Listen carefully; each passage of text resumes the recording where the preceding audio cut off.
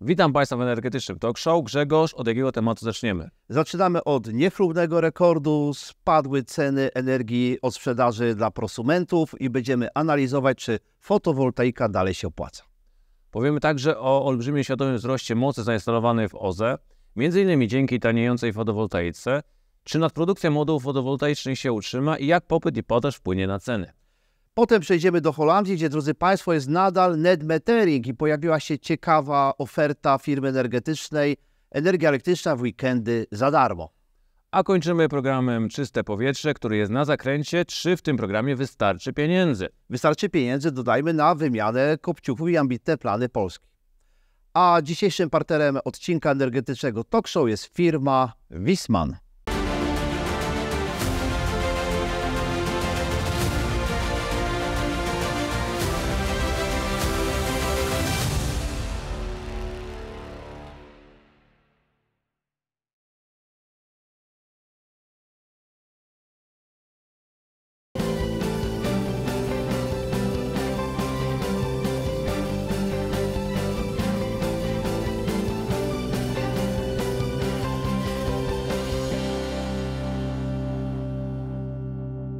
Na pewno każdy, kto odwiedza portal Globenergia, czyta newsy, drodzy Państwo, oczywiście cały czas Państwa do tego zachęcamy. No i co miesiąc pojawiają się wyniki rynkowej miesięcznej ceny energii, czyli za ile sprzedajemy energię elektryczną z naszych instalacji fotowoltaicznych. Tak, a dla purystów cena, która jest doliczana do naszego depozytu prosumenckiego. Dokładnie tak. No i niestety mamy niechlubny rekord. Zanotowaliśmy najniższą cenę w tym roku, cenę 304 zł za megawattogodzinę. Rekord bliski październikowi, ale jednak rzeczywiście najniższa cena. Przy czym oczywiście musimy też kontekst tego przedstawić, ponieważ jest to cena niska, kiedy w zimie, wtedy kiedy mało produkujemy energii, chociaż Bogdan, ty się mocno chwaliłeś tym odśnieżaniem, próbowałeś ratować i popatrzcie, odśnieżałeś te moduły, przypinałeś się uprzężą i co, jak ci podziękowano za to? 300 zł za megawattogodzinę. Nie ma to dla mnie większego znaczenia. Autokonsumpcja w grudniu wynosiła u mnie 95%, w styczniu jest na poziomie 98%, więc 95% w grudniu wyprodukowanej energii zużyłem na potrzeby własne, czyli tylko około 5% wprowadziłem do sieci, więc te 300 zł, czy byłaby 300 zł, czy 3 zł, nie miałoby to dla mnie większego znaczenia. Miało dla Ciebie dużo znaczenie, żeby złapać tą energię, bo nie chciałeś płacić za drogą energię elektryczną. Dokładnie, więc tutaj dla mnie jest istotne to, jaka jest wartość energii, czyli ile oszczędzam na tej energii, a nie po ile ją wprowadzam do sieci. Oczywiście nie każdy ma magazyn energii, nie każdy będzie miał taki wysoki współczynnik autokonsumpcji. Który pomaga Ci pompa ciepła pewnie. Tak, niemniej jednak grudzień odpowiada statystycznie za jakieś 2,5-2,6% rocznej produkcji i także tej rocznej energii wprowadzonej do sieci, więc ta cena dla grudniowa nie ma jakiegoś większego znaczenia. Najważniejsza jest cena, jaka będzie była w maju, czerwcu, lipcu, sierpniu, we wrześniu.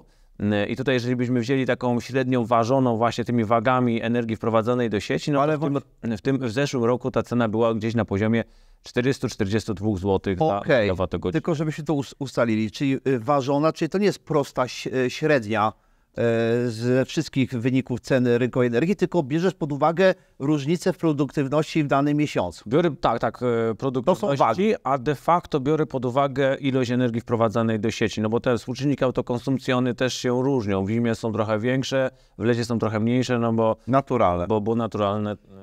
Czyli faktyczna cena za rok 2023 to jest około 440 zł za megawattogodzinę. Tak. I rzeczywiście jest to coś, co jest powodem publikacji przez nas czteropaku prosumenckiego, bo przypominam Państwu, że apelowaliśmy o to, żeby rząd zaproponował się zgodnie z obietnicami wyborczymi, zaproponował minimalną cenę odkupu, nawet abstrahując od tego, jaka ta minimalna cena odkupu będzie, ale chodziło nam o to, żeby łatwo było policzyć opłacalność z inwestycji. Pierwsze pytanie, to jest historia, ale zanim przejdziemy, dlaczego ta cena jest taka niska? A czyli tutaj akurat nie odpowiadała za nią szczególnie fotowoltaika, bo w grudniu ta ilość energii wprowadzanej przez instalacje fotowoltaiczne, czy to prosumenckie, czy nieprosumenckie, była relatywnie niska, ale silnie wiało, szczególnie w drugiej połowie grudnia była bardzo wieczna pogoda, kolejne rekordy, czy blisko rekordów byliśmy produkcji energii z wiatru i to pchnęło tą cenę właśnie na takie niskie poziomy. Czyli energetyka wiatrowa nam nie pomogła, ale z drugiej strony, Bogdan, tak sobie myślę, jak ktoś ogląda nasz program teraz, osoba, jak Państwo oglądacie, macie taryfę EG w taryfie domowej, to chyba tak też ktoś się może wkurzać. No, teraz zużywam prąd, żeby nawet oglądać energetyczny talk show, gdzieś mocno wieje, ale ja w tej mojej taryfie EG tego nie widzę. Tu nam zabierają z fotowoltaiki, dają nam małe pieniądze, bo rzeczywiście tanie energia z OZE, no to kupimy od Was tanią, no ale sprzedamy Wam całe. Ale widzisz, bo to jest ta pewna też niesprawiedliwość, bo prosument jest rozliczany w oparciu o tą cenę spotową, która podlega bardzo dużym wahaniom i ona jest też statystycznie niższa niż właśnie ta cena w kontrakcie terminowym, no bo kontrakt terminowy też spadał, ale on nie spadł do takich poziomów, nie spadł do 300 zł. No teraz mamy grubo ponad 450 zł za megawattogodzinę. Jakbyśmy wzięli średnią dla grudnia, to pewnie jeszcze tam by się piątka z przodu pojawiła. No chętnie kupiłbym z megawattogodzinę dwie, wiesz, tak na spocie jako gospodarstwo domowe, bo ale jak spotowo ode mnie kupują, to chciałbym, jak ja muszę sprzedawać spotowo, to muszę... Ale są już kraje, gdzie można być beneficjentem, będziemy dzisiaj o tym mówić. W Holandii już pojawiają się takie... Pojawiają się właśnie takie pomysły, tak żeby też społeczeństwo było beneficjentem tego, że ten prąd jest tani, jak jest dużo OZE.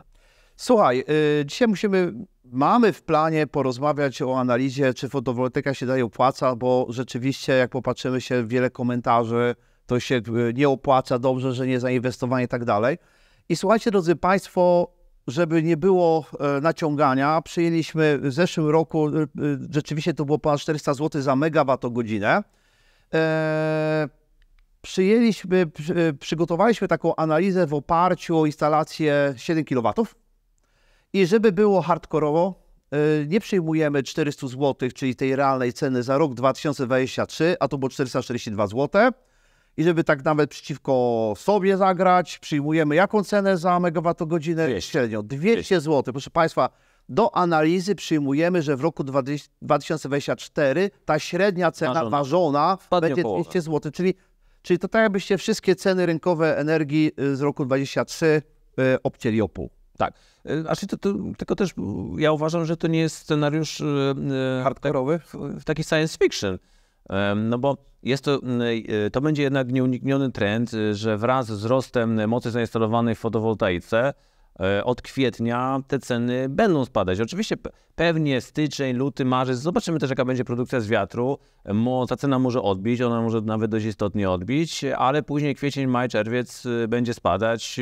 Tutaj nie podejmie się prognozy do jakich poziomów w danym miesiącu, ale istnieje takie dość istotne prawdopodobieństwo, że taka średnia ważona w przyszłym roku może te 200 zł się o nią otrzeć, ale może się równie dobrze otrzeć o 300.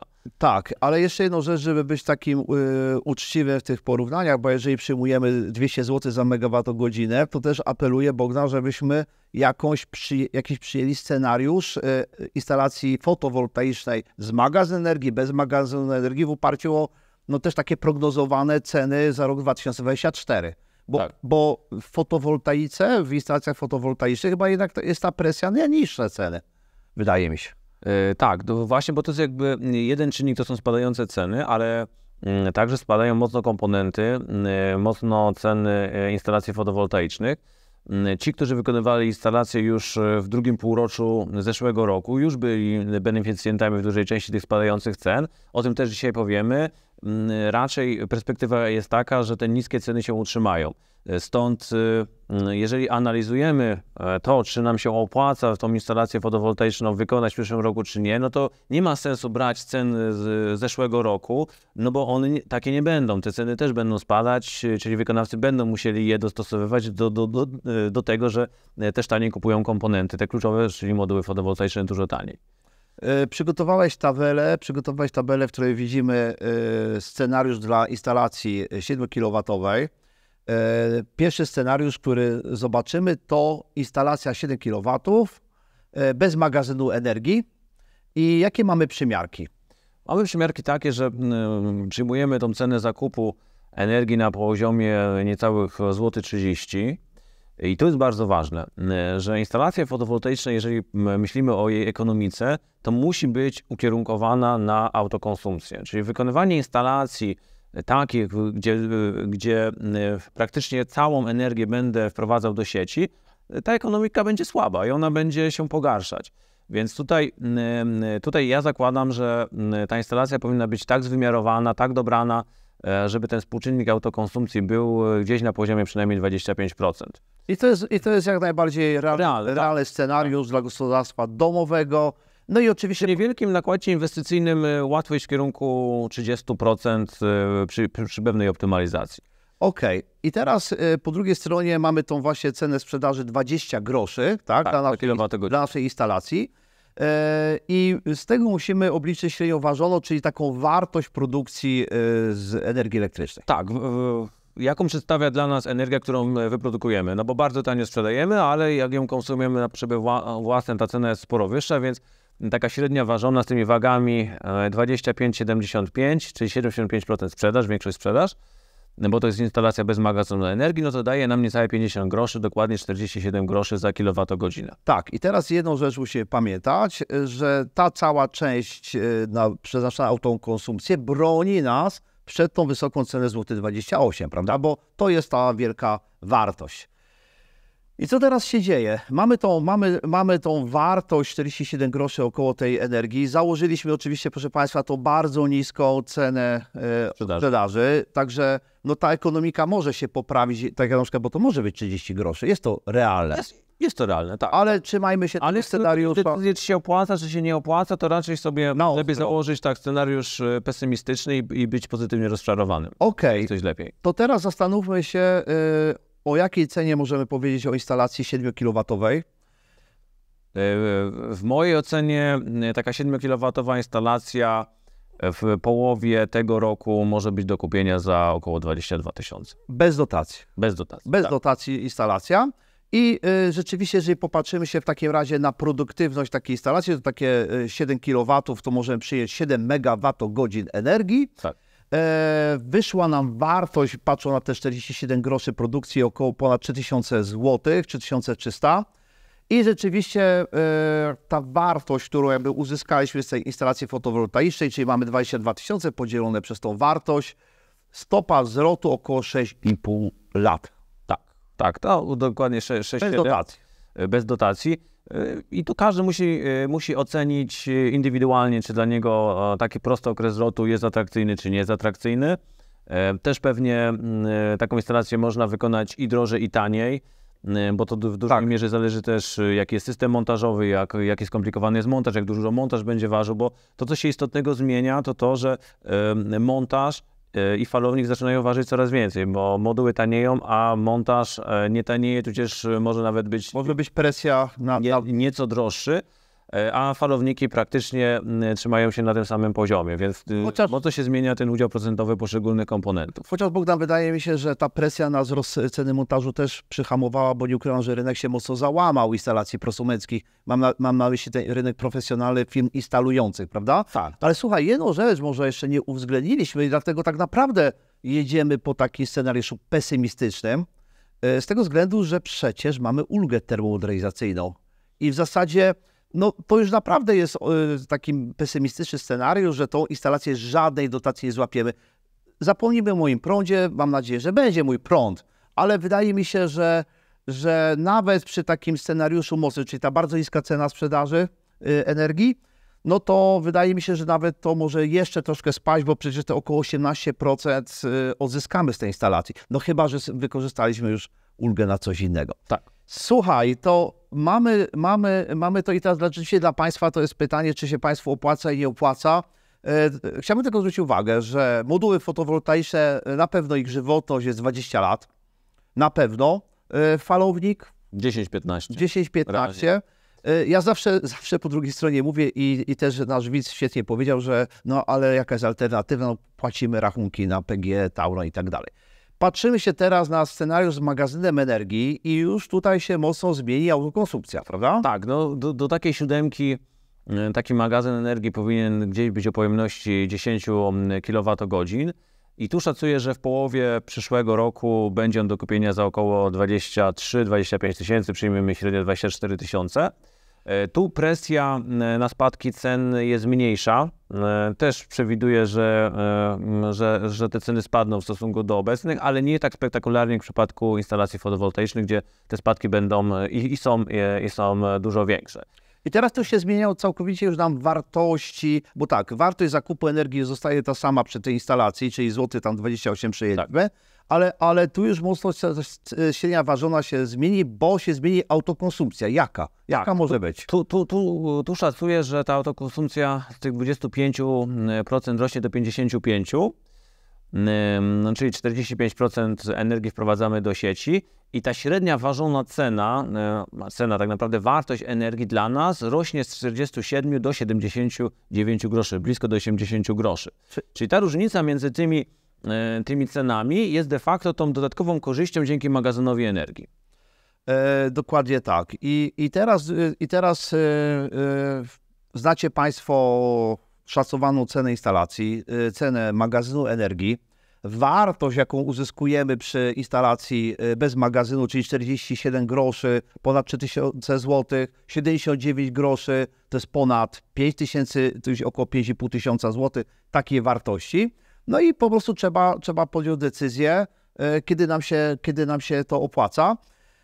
Przy czym ta opłacalność instalacji z magazynem energii wzrasta z tego względu, że jesteśmy jeszcze bardziej odporni na te wysokie ceny energii z rynku.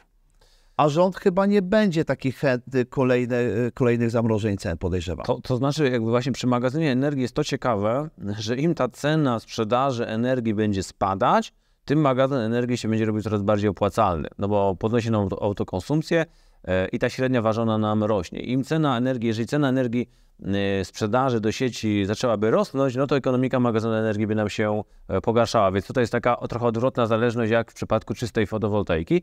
No i teraz popatrzmy na te proste okresy zwrotu. W granicach 10,5 roku bez dotacji, no i jeżeli przyjęlibyśmy, że wróciłaby dotacja 50% do magazynu energii, no to wtedy ten prosty okres zwrotu spada do 5 lat. Więc to pokazuje, że w mojej ocenie z dotacją 50% magazyn energii jest bardzo opłacalny, no bo bardziej się opłaca mieć ten magazyn energii niż czystą fotowoltaikę.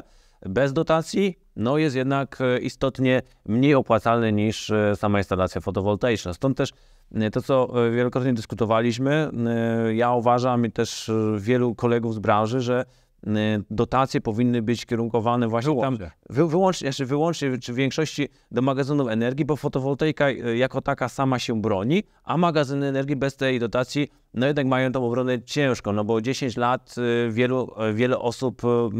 dla wielu osób jest to zbyt długi okres zwrotu. Chociaż też ja sobie liczyłem, no instalacje bez dotacji wyszło mi przy magazynie energii 8,5 roku dla innej konfiguracji, ale tutaj też byłoby nieuczciwe, jakbyśmy Państwu dzisiaj powiedzieli, że to jest dokładnie 6, 5 czy dokładnie 10. My tu Państwu dajemy takie przestrzenie. I teraz każdy się musi zastanowić, czy woli po prostu nie angażować się w to i po prostu płaci rachunki, czy woli w to zainwestować.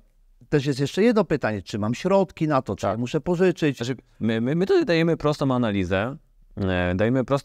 Bo oczywiście, jeżeli byłaby to analiza bardziej profesjonalna, no to pewnie jakiś dyskont trzeba byłoby liczyć, jakiś koszt pieniądza w czasie i tak dalej, jakąś wzrost ceny energii, czy spadek ceny energii w czasie należałoby założyć, ale większość osób liczy jednak prosty okres zwrotu.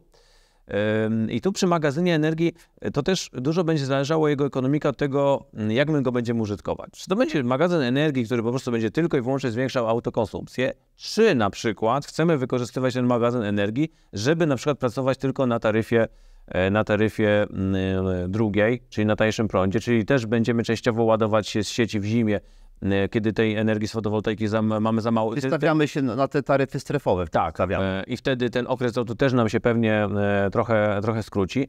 Czy inwestujemy w magazyn energii też po to, żeby mieć zasilanie awaryjne no bo alternatywnie też musielibyśmy, jeżeli chcemy mieć zasilanie awaryjne, no to jakieś inne urządzenie musielibyśmy kupić, czyli to też w jakiś sposób sobie wyceniamy. No i trzecia sprawa, jeżeli mamy wolne środki, które chcemy w coś zainwestować, no nie mam wielu inwestycji, które dają nam prosty okres zwrotu poniżej 10 lat. No to na przykład bardzo popularne nieruchomości, no tam stopy zwrotu nie są krótkie. Ja zawsze zadaję pytanie, słuchaj, ale dobrze, dla ciebie jest tam 6 lat za dużo, 5 lat za dużo, 7 lat za dużo, tak? Ale ja mam pytanie, ale jak się będziesz czuł po tych 7 latach, jak nic nie zrobisz? I wtedy staniesz przed dylematem, co dalej, a już 7 lat minęło, można było się z tym spłacić. Wiesz co, tak przychodzi mi tu do głowy jeszcze taki wniosek, bo tak ciężko czasami wytłumaczyć komuś, po co jest magazyn energii. Magazyn energii nie służy jako UPS, to jest jego dodatkowa funkcja. Magazyn energii wzmacnia naszą siłę obrony przed wysokimi cenami, szczególnie wysokimi cenami zakupu energii elektrycznej, szczególnie kiedy sprzedaż energii elektrycznej z instalacji domowej maleje. I wtedy tu wkracza magazyn energii i my nie musimy się przejmować, że po 20 groszy sprzedajemy energię elektryczną, tylko właśnie dzięki magazynowi energii faktycznie można powiedzieć, że za większe, lepsze pieniądze uzyskujemy tą energię ze słońca i to jest główna cecha magazynu energii. Tak, ale ja tutaj jedną rzecz chciałbym jeszcze dodać, bo często czytając komentarze, no to one są mniej więcej tak spolaryzowane. Fotowoltaika, tudzież magazyn energii. Opłacają się albo się nie opłacają. Jakby tak zero-jedynkowo, a tu jest całe spektrum szarości. To jednemu może się to opłacać, drugiemu może się to nie opłacać, bo ma na przykład niskie zużycie energii, no i jemu się siłą rzeczy nic praktycznie nie opłaca inwestować. Drugi może mieć bardzo duże zużycie, jeszcze może mieć inny profil. Dlatego ja zachęcam nawet taką prostą analizę jak my, ale zrobić samemu. Po ile mogę to kupić, po ile będę mógł to kupić za parę miesięcy, bo to też się zmienia w czasie. I to jest według mnie niesamowicie istotne, bo bardzo często ktoś odnosi się do cen, które były, odnosi się do cen, które są, ale nie bierze pod uwagę tego, co my tutaj, czyli jakich cen będziemy się spodziewać w najbliższych miesiącach, jakie są trendy na rynku. I widzicie Państwo, pomimo że reprezentujemy odnawialne źródła energii, przyjęliśmy w tej analizie dość scenariusz taki bardzo mocny, pesymistyczny, gdzie zamiast 40 groszy za kilowatogodzinę przyjęliśmy sprzedaż energii za 20 groszy. Moim zdaniem jest to bardzo ciekawe, żeby jednak analizować instalację fotowoltaiczną. Ona się może opłacać, ale to, co powiedziałeś, punkt widzenia zależy od punktu siedzenia, a szczególnie od profilu zużycia energii przez Państwa.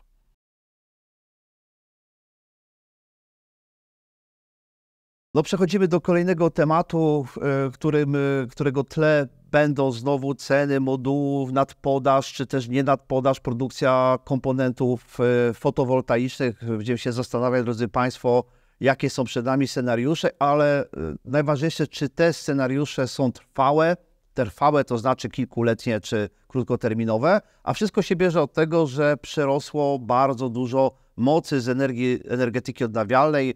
Ponad 500 gigawatów mocy wzrosło, czyli to prawie 50%, rok 23 do 22. Oczywiście nie jest zaskoczeniem, że ten rynek mocy, przepraszam, nie rynek mocy, tylko te nowe mocy skupiają się wokół fotowoltaiki i energetyki wiatrowej. Tak, i tutaj jest naprawdę bardzo duża dominacja tych dwóch źródeł. 95% nowych mocy zainstalowanych w OZE w zeszłym roku na całym świecie to właśnie fotowoltaika i energetyka wiatrowa z dużą dominacją, czyli ten jasno-niebieski pasek z dużą dominacją fotowoltaiki, bo jak sprawdzam dokładnie dane, 379 gigawatów fotowoltaiki na całym świecie. No jest to imponujące. W wiatrówce 107 gigawatów. Też sporo, ale jednak widać, że fotowoltaika jest głównie tym źródłem dominującym. No i też największy przyrost w fotowoltaice właśnie dzięki czemu? Dzięki temu, że moduły zaczęły tanieć. Jednak ta spadająca cena powoduje to, że okres zwrotu dla inwestora się skraca, ten koszt wytworzenia energii z fotowoltaiki spada, więc staje się to źródło coraz bardziej pożądane. Słuchaj, ale właśnie, i to mnie zastanawia, bo już kilka odcinków temu mówiliśmy, że producenci fotowoltaiki przygotowali się na bardzo optymistyczne scenariusze rozwoju tej energetyki na świecie, ale jak patrzyliśmy się na te przyrosty na całej naszej planecie, to jednak one nie są tak duże, jak wzrosły moce produkcyjne. Tak, tak. No, generalnie moce produkcyjne chińskich producentów modułów fotowoltaicznych są tak duże, że dla nich świat to za mało. I to tak o połowę. Ale tu jeszcze, jak mówisz o Chinach, to też warto dodać, że największe wzrosty właśnie w OZE są w Chinach. Bo w państwie środka fotowoltaika rok do roku wzrosła o 116%, a energetyka wiatrowa o 66%. To są dość imponujące wzrosty i też co jakiś czas wracają takie stwierdzenia, że okej, dobra, coś tam sobie Chińczycy montują w tej fotowoltaice, no ale przecież węglówki to oni co 2 tygodnie oddają nową elektrownię, nową moc. Nawet ostatnio rozmawiałem ze znajomym z Chin i ja mówię, tak, to jest prawda, że tam też duże moce w węglówce, ale bardzo często to jest zastępowanie bardzo starych elektrowni węglowych na nowe. Czyli to nie są nowe moce. Czyli to nie są jakby nowe moce, które jakby zwiększają, ale to są bardzo często wymiany. Ale druga rzecz jest taka, że ten montaż elektrowni węglowych czy budowa, no bo tam moce też w węglówce jako takie przyrastają, ale to wynika z tego, że praktycznie ciągle hiperbolicznie rośnie tam zapotrzebowanie na energię. Więc ten wzrost zapotrzebowania na energię nie są w stanie pokryć tylko i wyłącznie odnawialne źródła energii, ale też potrzebują energetyki konwencjonalnej, przy czym procentowym udział OZE rośnie w Chinach. Tak. Aż energetyki węglowej maleje. Maleje w udziale procentowym, nie w liczbach bezwzględnych, więc dlatego to też trzeba pokazywać całościowo, no bo łatwo jest pokazać, no mieli tyle węglówek 10 lat temu, teraz mają znacznie więcej, ale w udziale procentowym tak, mają... ale jak można wyrwać argument, że po co tutaj eurokołchoz, jak słyszę często, stawia na energetykę odnawialną, a Chińczycy zwiększają moce węglowe, tylko właśnie nie mówi, że potężnie zwiększają moce z OZE. I nawet taki system podobny do ETS-u europejskiego wprowadzają. I to, ja tutaj nie chciałbym się nawet wypowiadać, czy Chińczykom się to podoba, czy im się to nie podoba. Oni nie mają innego wyjścia. Bo jeżeli chcą sprzedawać swoje towary do Europy... No i tu niestety na granicy czeka na nich carbon tax. Tak. I wszelkiego rodzaju innego regulacje, gdzie ten ślad węglowy musi być liczony, więc jeżeli chcą sprzedawać do bogatej Europy, a to co w Europie mamy, to po prostu duży zasób pieniędzy na kupowanie różnych dóbr, no to muszą tą gospodarkę czynić bardziej zeroemisyjną.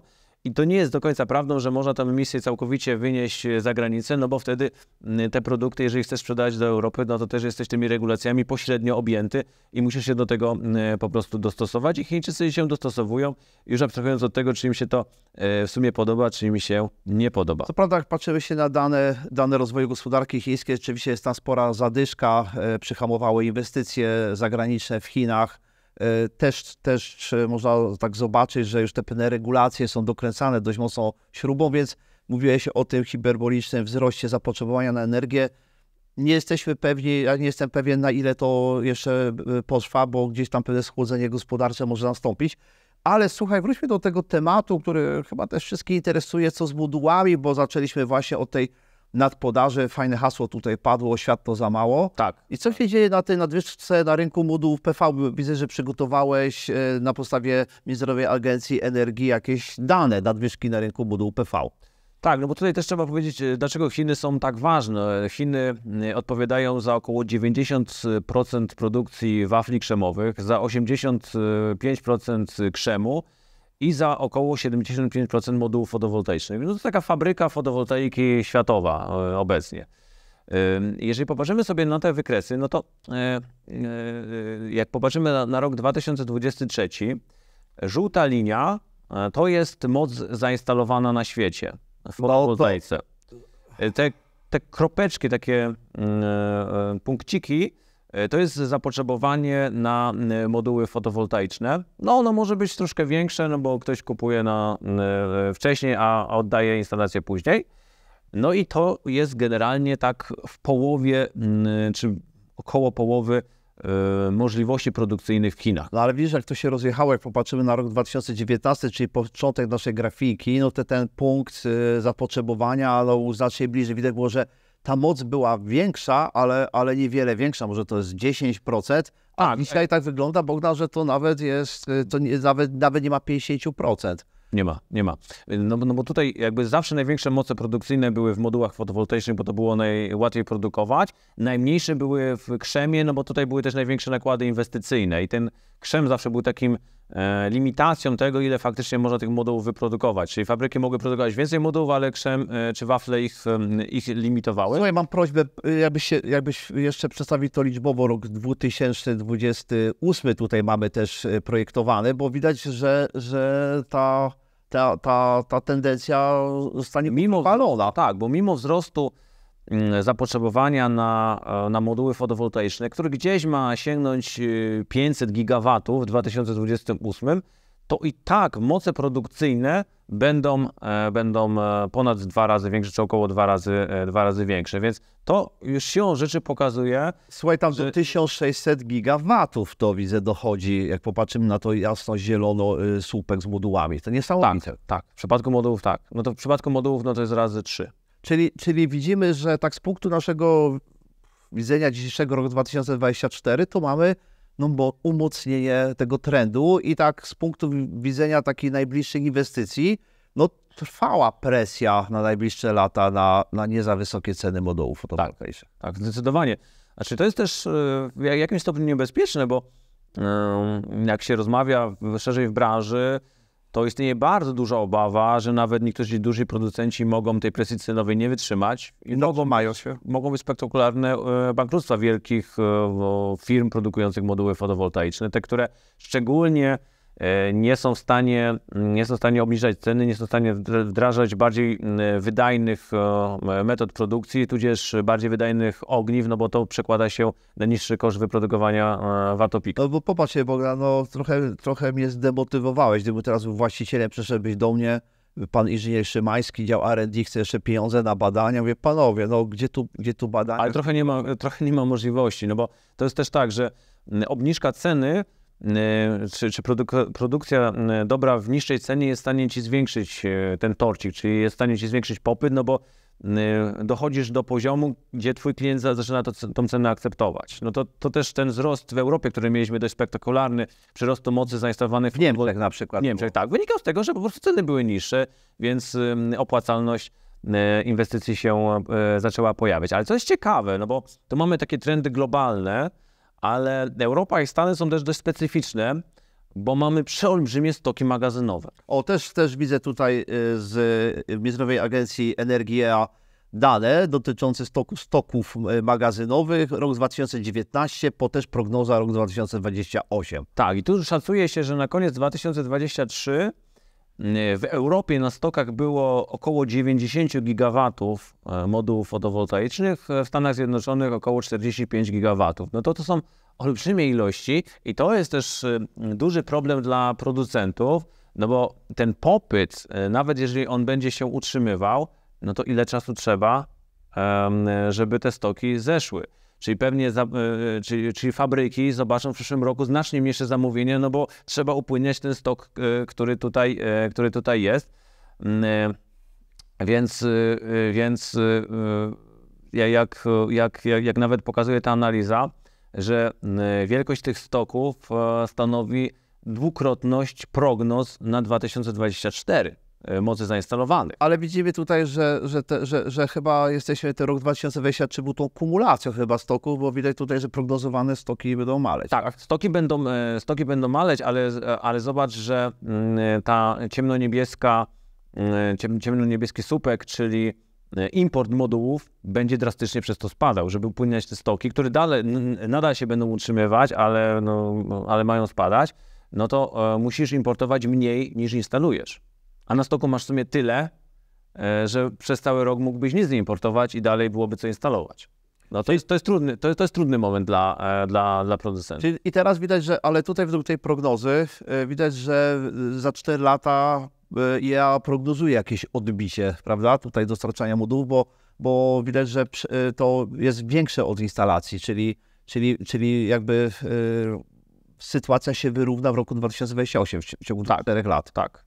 Ale widzisz, Może szybciej, bo jakby te prognozy są tym obarczone, że też ciężko wziąć pod uwagę pojedyncze decyzje biznesowe. Dokładnie, kiedy na przykład dana firma wyprzedaje, a są takie momenty już w Europie, że moduły sprzedawane są poniżej kosztów ich wyprodukowania, żeby uwolnić kapitał, który jest z nich zamrożony po prostu. A popatrzmy na wykorzystanie mocy produkcyjnej w kontekście ceny modułów fotowoltaicznych. Tu widzimy kolejne dane, też rok 2019 po prognozie roku 2028. I co tu ciekawego widzimy? No widzimy to, że generalnie najgorzej będzie w Chinach, bo tutaj się prognozuje, że ten współczynnik wykorzystania mocy produkcyjnych spadnie gdzieś do poziomu 30%, z lekkim odbiciem w 2027-2028 w kierunku 35%, może do 40%. No i właśnie i tutaj nałożone są średnie ceny modułów w dolarach na watt peak, prawda? I widać ten spadek cen modułów w roku 2023, dalszy spadek w roku 2024 i pewne takie unormowanie się. To jest taka delikatna już tendencja spadkowa. Większość spadków już się zrealizowała. Ale sądzisz, że rok 2024 już nie zobaczymy według mnie spektakularnych spadków. Czyli to, co tutaj widzimy 2023, to jest średnia, Grzegorz, 2023. Jeżeli byśmy rozbili te 2023 na poszczególne kwartały, czyli tak, no to będzie niżej na czwartym kwartale. Czyli czwarty kwartał 2023 jest blisko już średniej 2024. Czyli określimy tak według tych danych, które tutaj widzimy, że mamy taką delikatną presję na jednak delikatne spadki cenowe. Tak. Delikatne, ale z drugiej strony dla nas też jest informacja, że albo mówimy o delikatnych spadkach przez te 4 lata, albo o pewnym unormowaniu się cen. Stabilizacji. Jak rozmawiałem z niektórymi producentami, oni nawet deklarują próbę delikatnego odbicia ceny w drugim kwartale. Czy im się to uda, czy nie uda, no ciężko powiedzieć. W pewnych segmentach, na przykład modułów backkontaktowych, czy tych bardziej zaawansowanych ogniw, tam pewne odbicie cenowe pewnie będzie. Nie wiemy, co się na stokach dzieje. Bo tam nie ma dużych stoków tych modułów, bo to są nowe produkty, ogniwa o wysokiej sprawności. Podaż tych modułów jest relatywnie niski w stosunku do popytu, który się na nie pojawia, więc tutaj też będzie dość duża segmentacja rynku. Największy problem cenowy mają ci producenci, którzy produkują najbardziej popularne ogniwa, czyli jeszcze perki, czy też teraz topcony. Podsumowania dla profesjonalistów i cieszę się, że tak dużo ogląda nasz kanał. Nie musimy robić, bo Państwo dobrze wiecie po tych naszych danych, co się będzie działo na rynku, ale też zachęcam wszystkich do subskrypcji kanału Globenergia. Bardzo nam pomożecie z subskrypcjami. Jest to dla nas taki dopał, żeby jeszcze więcej publikować, ale dla posiadaczy, czy przyszłych posiadaczy fotowoltaiki, to właśnie mamy teraz taki dwupak, bo mówiliśmy Państwu wcześniej o tych analizach cen od sprzedaży energii, teraz widzicie, co się będzie działo z modułami fotowoltaicznymi, czyli w zasadzie już te analizy, o których wcześniej mówiliśmy, możecie Państwo już śmiało robić dzisiaj, popatrzeć, jakie są ceny fotowoltaiki, bo w tym zakresie modułów fotowoltaicznych, można powiedzieć tak z punktu widzenia gospodarstwa domowego, te ceny się całkowicie ustabilizują, bo nie sądzę, żeby gospodarstwo domowe zobaczyło tu już duże różnice. Raczej to, co dzisiaj widzimy w wycenie fotowoltaiki dla domów w zakresie modułów, raczej to będzie taka stabilizacja przez 4 lata w zakresie modułów fotowoltaicznych. Stabilizacja z delikatnym trendem spadkowym. Choć tutaj to przełożenie na ceny detaliczne, ono jest troszeczkę wolniejsze, dlatego że my tutaj pokazujemy ceny w fabrykach, jak jest ten trend, ale ten produkt trzeba wyprodukować, dowieźć do Europy, on sobie jeszcze chwilę leży na magazynie, więc nie wszyscy sprzedawcy mają już te moduły w niższych cenach. Stąd też w takim okresie przejściowym są dość duże rozbieżności w poszczególnych wycenach. A my przechodzimy do kolejnego tematu, techniki grzewczej.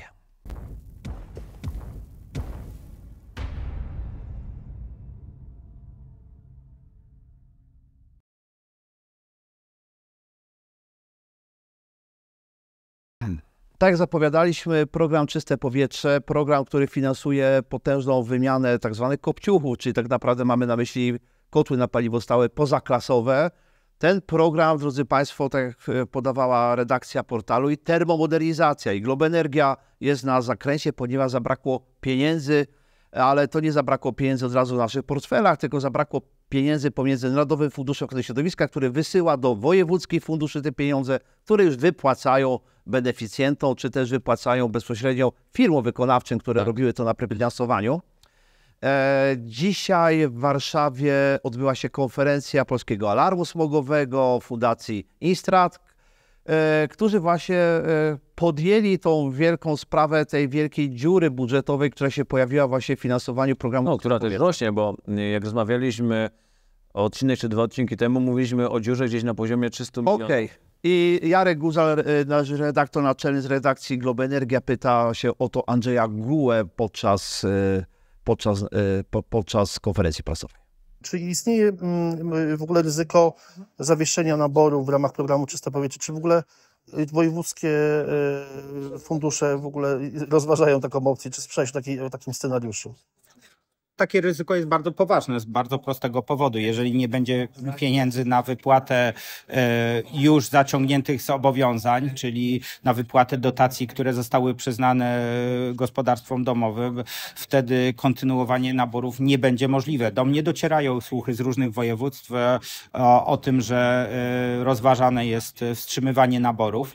Dlatego też chciałem powiedzieć, że ten kryzys w czystym powietrzu, który w tej chwili obserwujemy, jest kryzysem bardzo poważnym. To jest potężna luka w finansowaniu programu Czyste Powietrze, potężne zaległości finansowe. My mówimy już na dzień dzisiejszy o kilkunastu tysiącach gospodarstw domowych, które oczekują na wypłatę dotacji, a jeżeli nic się nie zmieni w tej materii i rząd nie podejmie pilnych działań w tym obszarze, to pod koniec lutego możemy mieć lukę finansową wynoszącą 700 milionów złotych i kilkadziesiąt tysięcy gospodarstw domowych bez wypłaconych dotacji. W takim układzie wstrzymanie programu i wstrzymanie naborów może okazać się po prostu najzwyczajniej w świecie koniecznością. Mam nadzieję, że do tego nie dojdzie, stąd nasz dzisiejszy apel do premiera Donalda Tuska o to, żeby przeznaczyć większe środki na ratowanie programu Czyste Powietrze. Ja przypomnę tylko o tym, że niedawno trafiła do Polski zaliczka z Repower EU na transformację energetyczną i z tej zaliczki generalnie na Czyste Powietrze, na ratowanie programu trafiło jedynie mniej niż 1%, 200 milionów złotych. To, na co my wskazujemy w apelu, to jest alokowanie około 10% tych środków na odzyskanie płynności finansowej w programie Czyste Powietrze. Bo ostatnią rzeczą, którą chcielibyśmy obserwować, jest wyhamowanie tej dynamiki w czystym powietrzu. I ja przypomnę zapowiedź pana premiera, który 2 tygodnie temu mówił o tym, że oczekuje, że staniemy się liderem w zakresie termomodernizacji w połowie tego roku. Ja obawiam się, że jeszcze 2 tygodnie i rozpoczęcie hamowania, powiedzmy, programu Czyste Powietrze będzie skutkować tym, że nie tyle nie będziemy liderem w tym zakresie, co będziemy obserwować bardzo gwałtowne hamowanie inwestycji termomodernizacyjnych. Pamiętajmy, że inwestycje termomodernizacyjne to, tak jak pan premier mówił, to jest skuteczne narzędzie walki o czyste powietrze, ale to też jest skuteczne narzędzie walki z kryzysem energetycznym. I to jest moim zdaniem w tej chwili powinno stać się absolutnym priorytetem rządu, ponieważ w dobie kryzysu energetycznego, bardzo dużej niepewności, inwestycja w poprawę efektywności energetycznej, obniżenie rachunków za energię jest najzwyczajniej w świecie w żywotnym interesie zarówno państwa, jak i gospodarstw domowych, które liczą na kontynuację i na wsparcie tych działań. Według waszych informacji taki najdłuższy czas zwłoki, jeśli chodzi o wypłaty, to ile to może dzisiaj być? Docierają do nas bardzo konkretne przypadki, gdzie ludzie miesiącami rzeczywiście czekają. 3-4 miesiące? Nawet dłużej. Do pół roku? Do pół roku? Nawet mieliśmy przypadki znacznie dłuższe niż pół roku. Co ciekawe, często jest też tak, że w wojewódzkich funduszach ochrony środowiska poprzez dodatkowe wymagania biurokratyczne ten okres się przedłuża w ten sposób, że wskazuje się, że beneficjent przecież on nie czeka pół roku, tylko że ten beneficjent został 3-krotnie w międzyczasie wzywany do tego, żeby uzupełniać braki, które czasami jak patrzymy się na te wymagania biurokratyczne, to naprawdę ciężko jest uwierzyć, jak radosną twórczość uprawiają urzędnicy, żeby tak jakby przedłużyć ten proces wypłaty koniecznych dotacji. Dlatego odbiurokratyzowanie tego programu, przyspieszenie wypłat dotacji jest absolutnym priorytetem. Chciałbym, żebyście Państwo zobaczyli przez Jarka zrobione zdjęcie, które jest takie bardzo mocne. Tam już jest mocno napisane, bo my mówiliśmy na ostrym zakręcie i to nie nasze słowa. Od razu mówimy do Narodowego Funduszu Ochrony Środowiska, to nie nasze słowa, ale czytam ze slajdu. Program Czyste Powietrze na skraju bankructwa, około 700 milionów zaległości.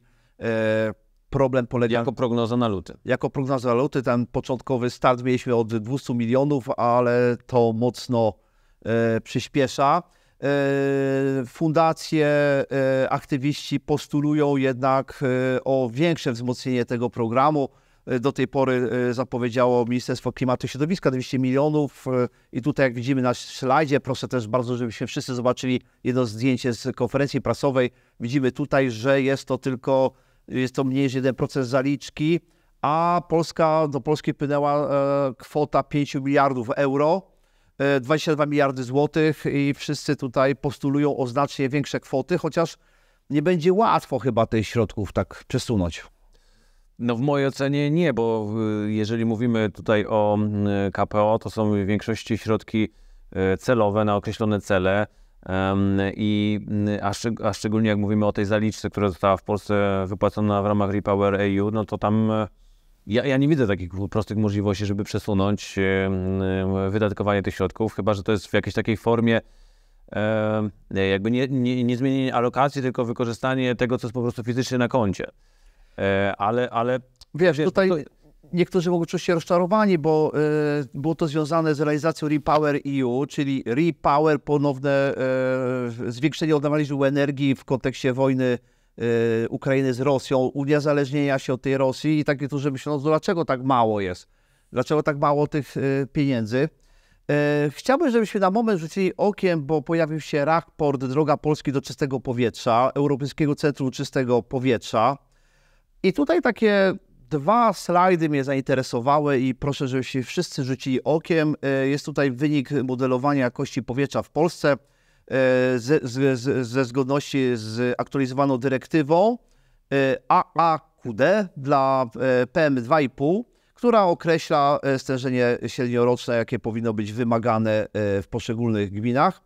To jest propozycja Komisji Europejskiej z października 2022. I teraz tak, patrząc się na tą dyrektywę, jeżeli widzimy tą mapę Polski, cała jest na czerwono. Każdy z nas, który korzysta z programu na przykład ERLI czy innych programów monitorujących czyste powietrze, jeżeli widzimy mapę Polski, tak odjedziemy sobie, niestety widzimy, że Polska jest tą... To jest słabo ciągle. Słabo czerwoną plamą. Czasami Włochy się w północy pojawiają czerwono, ale tak jak Polska nie jest tak źle. Tutaj widzimy na tej grafice, no cała Polska na czerwono, trochę północnej Polski, zachodniej i wschodniej części, na północ od Mazur, właśnie, że jest okay. W miarę jest ok. Moje ulubione Bieszczady też się bronią na zielono w prawym dolnym rogu. No ale co tu się dzieje? Złej jakości powietrza przebywa 35 milionów ludzi, prawie 36, a w dobrej jakości blisko 2 miliony. No to te dane są porażające. I tutaj ten raport, dlatego chciałem, żebyśmy rzucili okiem przy okazji tej wielkiej afery z programem Czyste Powietrze, co się dzieje, jaki jest scenariusz według raportu możliwego poprawy jakości czystego powietrza. I tu widzimy taką piękną mapę Polski na zielono z nielicznymi plamami czerwonymi. Podejrzewam, że to jest Górny Śląsk. Nie wiem, czy tam okolice gdzieś Krakowa nie są, ale taki chyba najwięcej właśnie ta południowa Polska, środkowa część, czyli prawdopodobnie Górny Śląsk. I tu wygląda, że według tej prognozy możemy osiągnąć wynik taki, że w tej złej jakości powietrza będzie przebywać 8 milionów ludzi, 29 milionów, blisko 30 milionów dobrej jakości powietrza. Bardzo mi szkoda, że te 2 miliony osób, które jest teraz w czystym powietrzu, nie jest zamienione na 2 miliony osób w złym powietrzu, tylko 8 milionów. Wolałbym, żeby nikt. No i teraz jakie są założenia tego raportu, drodzy Państwo? Założenia są takie, że musimy wymienić blisko 3 miliony kopciuchów. no bo nie ma co ukrywać, to czyste powietrze, nie ma tego czystego powietrza przez kotły na paliwo stałe, głównie pozaklasowe.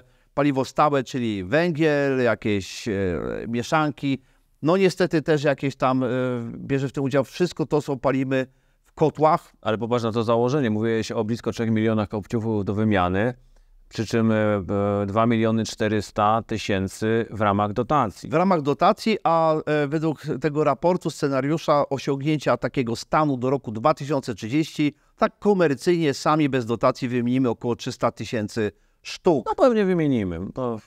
To jest rzeczywiście moim zdaniem jak najbardziej możliwe. Jeszcze jest założenie takie tutaj procentowe, czyli tak, z dotacją to jest 87% wymiany kopciuchów, bez dotacji 12%. No i też jeszcze, że termomodernizacja budynków, takie mamy założenie 24%, jest to dość ambitne założenie, bo o ile mogę sobie wyobrazić dużymi trudnościami wymianę urządzeń, to ta kompleksowa termomodernizacja czy termomodernizacja jest bardzo trudna. Ale przełóżmy to na lata, no bo ile mamy? 6 lat, tak, żeby te blisko 3 miliony kopciuchów wymienić. Tak. I popatrzmy na aktualne tempo. Tak. I popatrzmy na stronę czystego powietrza w liczbach. Tutaj widzimy, proszę Państwa, print screen z dnia 17 stycznia i tutaj mamy dane dotyczące wymiany kopciuchów. Złożonych wniosków, proszę Państwa, 700 000. Program to jest około 5,5 roku trwa. 150 000 rocznie średnio moglibyśmy założyć, a my rocznie potrzebujemy 400 000 wymianów dla zrealizowania tego planu, czyli 2,5-krotnie przyspieszenie jest potrzebne tu i teraz do realizacji. Że program Czyste Powietrze w takim tempie nie da rady. Oczywiście tam są jeszcze programy lokalne, programy gminne. Tak, to jest nie tylko czyste powietrze. Szczególnie aktywny, ale tak lekko licząc, pewnie jakby wszystkie te rzeczy tam podokładać, no to tempo trzeba przyspieszyć razy 2. Więc tym bardziej ten prognostyk, jak w tym tempie, które mamy, które jest za wolne, brakuje już pieniędzy w czystym powietrzu, no to jak znaleźć fundusze, żeby wystarczyło na zwiększenie dwukrotne tempa tego programu? Tak, z jednej strony znaleźć fundusze, ale z drugiej strony warto pomyśleć jeszcze być może o pewnych uproszczeniach. Też mówiliśmy w poprzednich programach, że warto pewne rzeczy skanalizować w innych programach. Mówiliśmy o fotowoltaice, o pompach ciepła. Do zastanowienia się, czy pewne komponenty nie powinny być jednorodne, bez brania właśnie na przykład dochodów, prawda?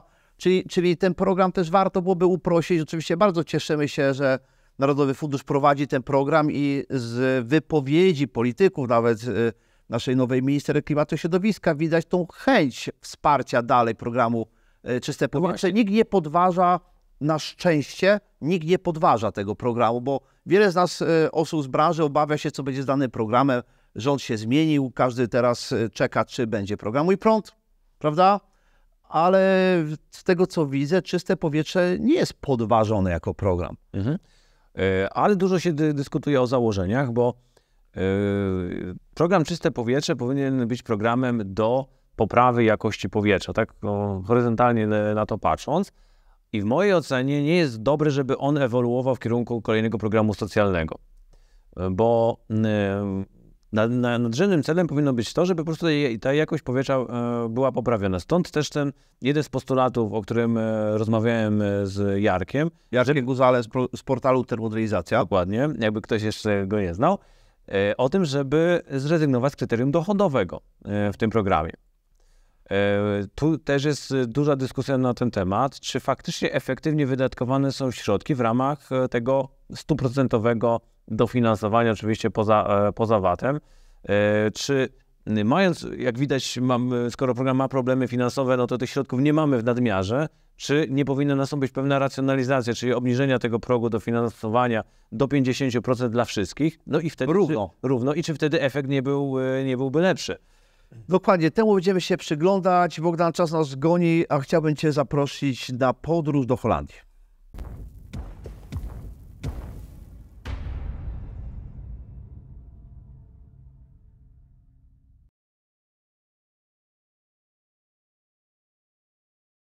Proszę Państwa, co prawda wirtualnie znajdujemy się w Holandii.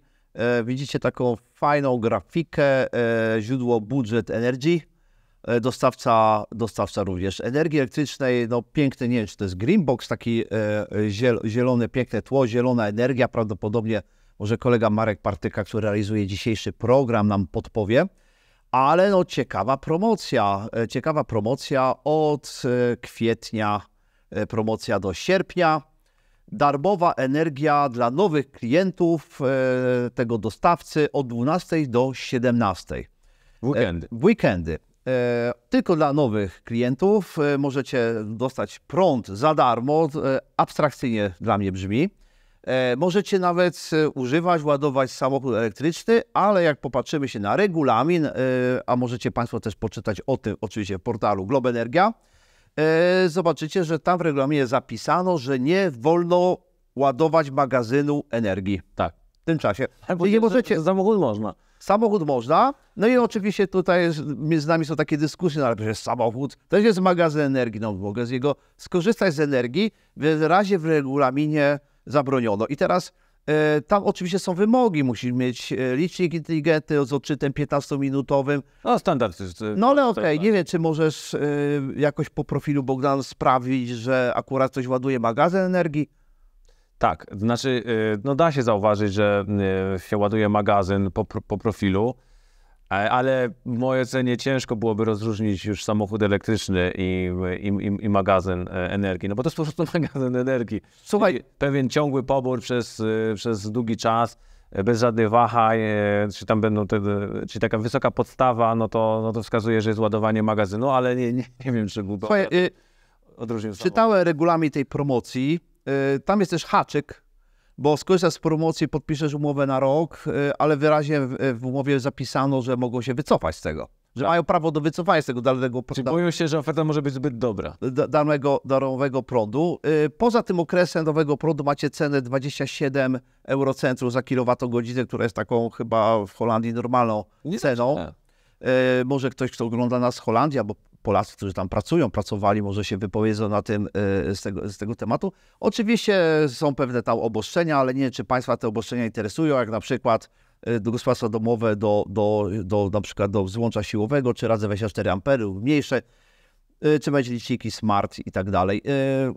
Czytałem też komentarze na ten temat i wiele osób się zastanawiało, jak sprawdzą, czy tego magazynu energii nie korzystasz. No to takie ciekawe też hasło na Twitterze zobaczyłem, czy X dzisiejszym, że no słuchaj, to jest Holandia, no zabronione, no to ktoś z tego nie skorzysta, bo my tak po polsku myślimy, że jak to wiesz, my myślimy pod kątem takiego, wiesz, Bogdan, penalizowania. Dokładnie, czyli, dokładnie. wiesz, jak cię prąd nie kopnie, nie utnie ci ręki, no to wsadzisz tam rękę i z tego skorzystasz.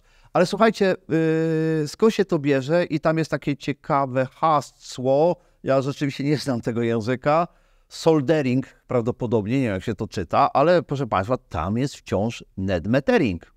Tam wciąż jest net metering, ten net metering ma być stopniowo wycofywany i już tam dużo mu nie zostało, ale rzeczywiście, słuchaj, korzystają z net meteringu i pytanie jest takie, czy ta promocja to nie polega na tym, Bogdan, że jak jesteś w net meteringu, to może, żeby wypchnąć tą energię do ciebie między kwietniem a sierpniem, żebyś to, wiesz, wyszczelał się po prostu, żebyś skorzystał z tej energii. Dodam to, że ta energia za darmo jest z haczykiem, bo musisz płacić podatki, czyli te wszystkie narzuty podatkowe, takie Ale jak to wynika z regulacji, to wynika pewnie z regulacji to musisz za to zapłacić. już państwowych, ale w to byśmy nie wchodzili. Znaczy, wiesz, dla mnie jest to bardzo ciekawy temat, tak żeby się zastanowić, czy w dobie właśnie powstających dużej liczby źródeł OZE nie idziemy w takim kierunku, że najpierw w weekendy, a później w całym półroczu letnim, w godzinach właśnie dziennych prąd nie będzie za darmo.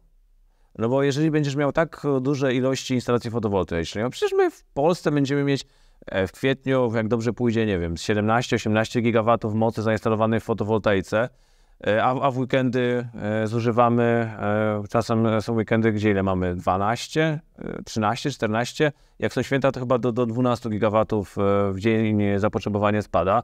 No to już pokazuje, że te ceny będą bardzo niskie w słoneczne dni na początku weekendu, a później nawet w dni powszednie. Słuchaj, będziemy się temu przypatrywać, to bardzo ciekawe, ale Ale to jest ciekawe.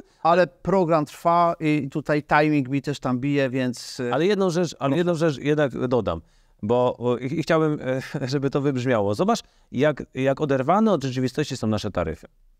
Są oderwane od rzeczywistości. No bo Jak to grzecznie podałeś nasze taryfy. ale popatrz, będziesz miał takie sytuacje w tym roku, gdzie w tej taryfie w pierwszej strefie ona wypada w godziny południowe, gdzie prąd może się okazać, że będzie miał ujemną cenę na giełdzie. A ty będziesz miał droższą taryfę. Bogdan, ale ty nie przedstawiasz takiej porządnej postawy społecznej. No po to masz paski PSE, to gdzie mówią, Bogdan, pomagaj siecią, pomagaj, korzystaj z energii na zielono. Droga, ważna, że trzeba ją... Pomagaj, wtedy bierz energię, czerwono nie bierz energii po prostu. No, Ale wiesz, ale to mi pokazuje, jak... postawa społeczna jest ważna, a nie cenik, Bogdan. Nie, to jest trochę tak jakby niezauważanie tego, że rynek energii kompletnie się zmienił. I obecny system taryfowy kompletnie nie odzwierciedla aktualnych potrzeb rynkowych i tego, jaki jest profil produkcji, jaki jest profil konsumpcji. No Bogdan, ale rynek się zmienił, profil się zmienił, ale czy mentalność się zmieniła? No mentalność się nie zmieniła.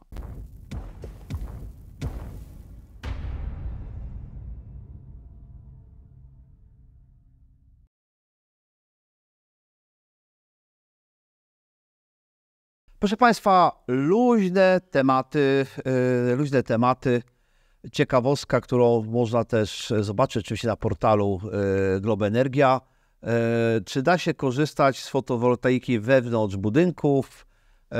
Tutaj firma Ambient Photonics udoskonaliła technologię ogniw do wyłapywania światła o niskim natężeniu. Coś w tym stylu, jak w kalkulatorach widzieliśmy. No i tam w każdym razie zobaczycie to na portalu, ale można obkleić wszystko.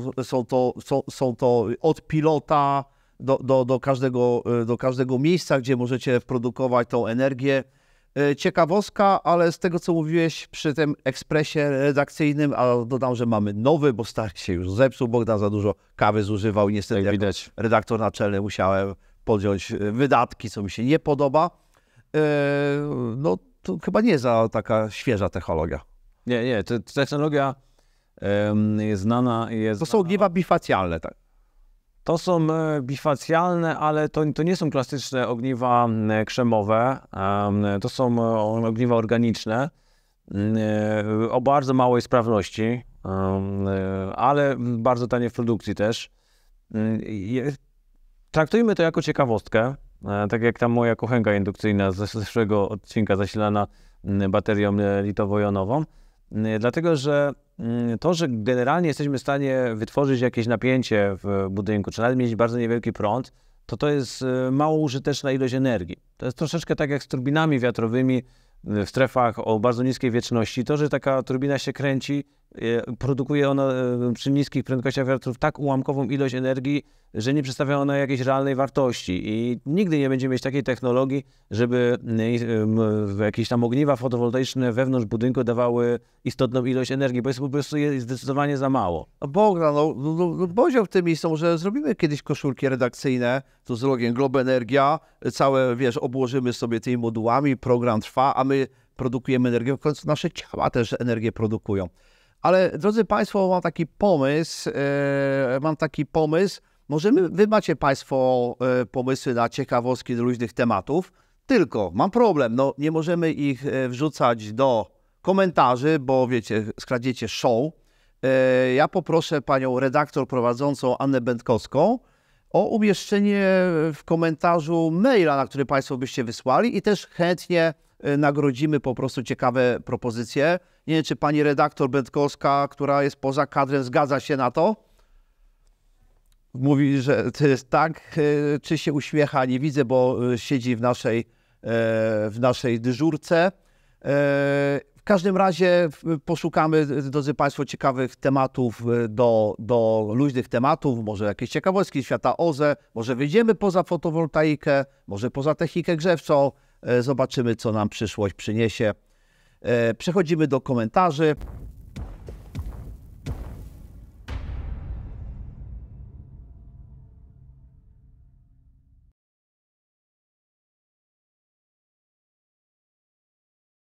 Bogdan, pierwszy komentarz, ciekawy pomysł na odświeżanie modułów, który polega, ktoś się nudził przy minus 19 stopniach, nie dość, że zmiótł śnieg z paneli, to jeszcze polewał zimną wodą panele.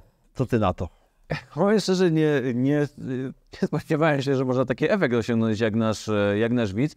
No ja generalnie kończę na tym, że zmiatam ten sypki śnieg, ale sprawdzę, czy faktycznie polanie przy mrozie modułów zimną wodą spowoduje, że szybciej one będą rośnie. tak, że będą produkować, bo faktycznie jak ta woda zamarzła, no to pewnie stworzyła taką przeźroczystą warstwę.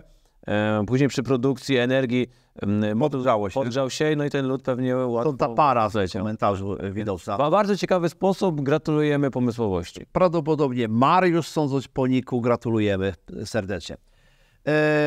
Pytanie kolejne o pompę ciepła. Jak wygląda zapychanie parownika podczas jeżycy? Przypomnę, że pompy ciepłowe jeszcze mają jednostkę zewnętrzną, czy to split, czy to monobloki. No ja nie zauważyłem u siebie zapychania tego wymiennika. Nie miałem takich problemów. Ja też nie miałem problemów. A jednostkę mam nieosłoniętą. No, budynek cię osłania, podobnie jak mi. Częściowo. Budynek odsłania. Ale jeżeli Państwo mieliście takie problemy, że śnieg zapycha pompę ciepła, wyślijcie zdjęcie, chętnie to opublikujemy. Jeszcze komentarz na koniec dotyczący ustalenia limitu za prąd w wysokości 1500 na poziomie 1500 kWh. Pokazuje, że coś tu się nie zgadza z politykami. Jak panowie zauważyliście, przy pompie ciepła i pogodzie takiej, jakie jest w styczniu, w połowie lutego będzie po limicie i to rzeczywiście jest takie rozżalenie na ten temat, że ten limit taki dla posiadaczy jest niski, dla posiadaczy, którzy grzeją energią elektryczną, grzeją prądem. Pytanie również się tutaj pojawia o zmianę systemu od 1 lipca 2024. Tu pisze, ma wejść system prosumenta odnośnie korzystania z fotowoltaiki. Ale ja mam wrażenie, że tu chodzi raczej o taryfy godzinowe. Tak, chodzi o taryfy godzinowe, czyli rozliczanie nie po średniej cenie miesięcznej, tylko godzina po godzinie.